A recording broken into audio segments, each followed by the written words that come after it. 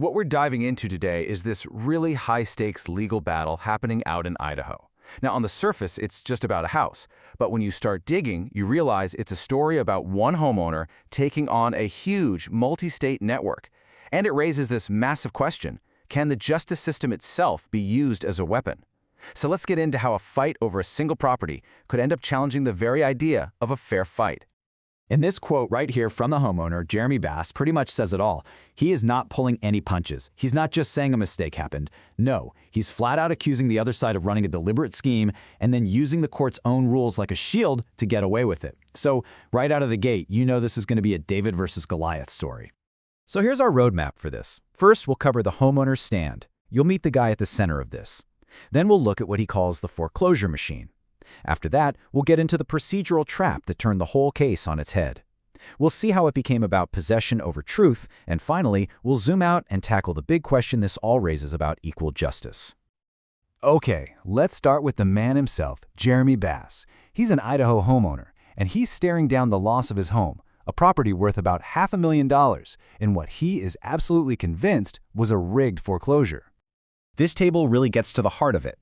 On one side, you have Jeremy Bass. His claim is a bombshell, that these venture capital firms, DPW Enterprises and Mountain Prime 2018, basically prearranged the auction to snatch up his property for pennies on the dollar. But on the other side, the firms are saying, whoa, not at all. We just bought this property at a standard, totally legal foreclosure sale. You've got two stories that just cannot both be true. Now, here's a really crucial piece of the puzzle. Mr. Bass is representing himself in court, but, and this is a big but, he's not doing it because he wants to. The legal term for this is perforce pro se, which is just a fancy way of saying he was forced to. Why? Because court documents show he contacted over 120 law firms across 3 states, and not one of them would take his case. This detail is going to become super important in just a minute. All right, next up, the foreclosure machine. You see, Bass wasn't just fighting a couple of companies. He argues he was up against a sophisticated, well-oiled machine designed for one thing: foreclosures. So who are the players in this machine? Well, first you have the LLCs, DPW, and Mountain Prime. And records show this isn't their first rodeo. They're involved in a lot of these cases. Then you have their law firm, Halliday, Watkins & Mann. This is a massive firm that operates all over the country and specializes in one thing, and one thing only: representing creditors. So Bass's argument is that this isn't random, it's a system. And wow, just look at this timeline. It really paints a picture of the scale we're talking about. This law firm isn't just big, it's getting bigger, fast, swallowing up smaller firms across the country. This isn't some local shop. It is a national powerhouse with practically unlimited resources. And all of that was aimed at one single homeowner representing himself. This brings us to the absolute turning point in the case. And it wasn't some dramatic courtroom reveal or a smoking gun email. Nope, the whole fight came down to the court's own rules, the procedures. Okay, so here's exactly how it went down. Step 1. The big law firm files its final argument, but they slide in some brand new information Bass has never seen.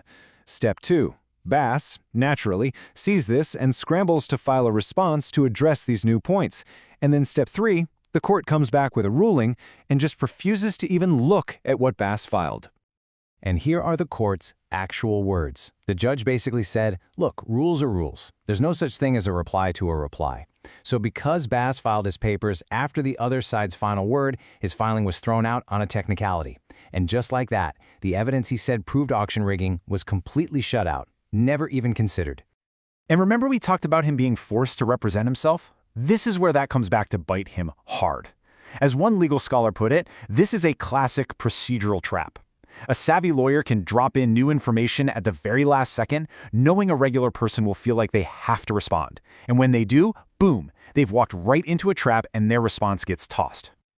So once Bass's evidence was blocked, the other side's strategy became devastatingly simple and effective. Make this whole, big, messy case about one tiny little thing. This slide says it all. Look on the left. That's the story Jeremy Bass wanted to tell, about rigged auctions, collusion, bad faith, the whole shebang. But on the right, that's what the court decided to focus on. Just one question: who has the legal right to possess the property right now? Everything else, all those explosive allegations of fraud, they were just procedurally erased, gone.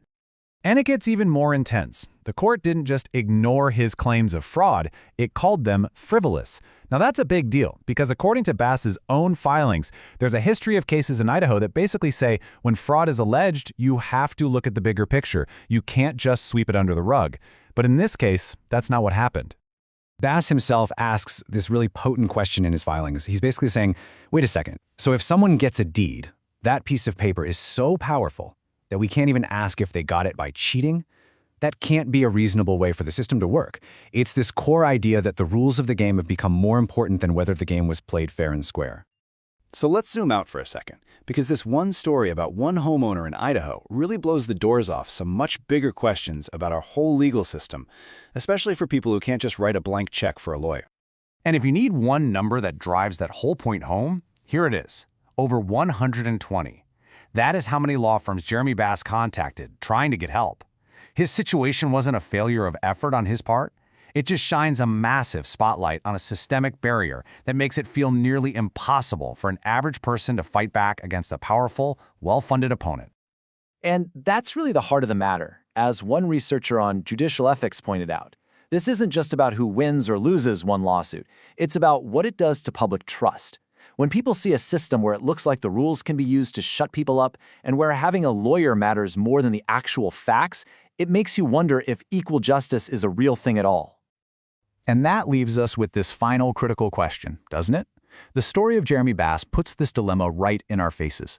It forces us to ask, are our courts a place where we actually search for the truth, or are they a battlefield, where the winner is just the person who knows the rules of the game better? The answer has huge implications for every single one of us.